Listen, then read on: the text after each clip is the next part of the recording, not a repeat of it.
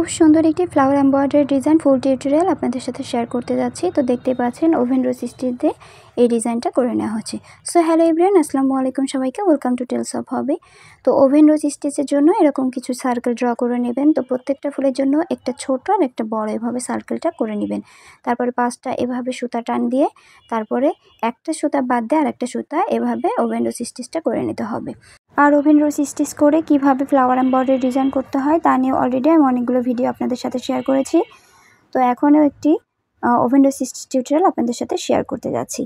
তো দেখতেই পাচ্ছেন কত সুন্দর করে একটি ফ্লাওয়ার এমব্রয়ডারি ডিজাইন হয়ে গেল। আর এই মাঝের অংশটাতে ফ্রেঞ্চ নট দিয়ে অথবা অন্য যে কোনো স্টিচ দিয়ে আপনারা ভরাট করে নিতে পারেন। তো এখানে ফ্রেঞ্চ নট দিয়ে কাজটা করে নেওয়া হচ্ছে। তো 2 থেকে 3টা ফ্রেঞ্চ নট দিবেন, ম্যাক্সিমাম 3টা দিলে বেশি সুন্দর দেখা যায়। তো 3টা ফ্রেঞ্চ নট দিলে খুব সুন্দর একটি ফ্লাওয়ার এমব্রয়ডারি ডিজাইন তৈরি হয়ে যাবে। তো একই রকমভাবে পাশের ফ্লাওয়ারগুলোতে ওভেন রোজ স্টিচটা করে নেওয়া হয়েছে। এখন ফ্রেঞ্চ নট দিয়ে সুন্দর মতো ডিজাইনটা করে নেওয়া হলো।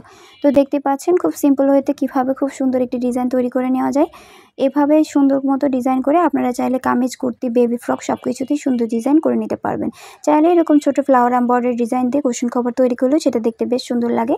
চাইলে আপনারা বেড কভার অথবা রানার সেটে সুন্দর করে এই ডিজাইনগুলো করে নিতে পারেন। এরপরে এখানে চেরা পাতা সেলাইটা করে নেওয়া হচ্ছে আর ডাল স্টিচ দেওয়া হচ্ছে। আর ডালের কাজটা করার জন্য এখানে ব্যাক স্টিচ করা হচ্ছে। আপনারা চাইলে স্টেম স্টিচ দিয়ে একই রকমভাবে সুন্দর ডিজাইনটা করে নিতে পারবেন। তো ডিজাইনটা আপনাদের কেমন লেগেছে অবশ্যই জানাবেন। আল্লাহ হাফেজ।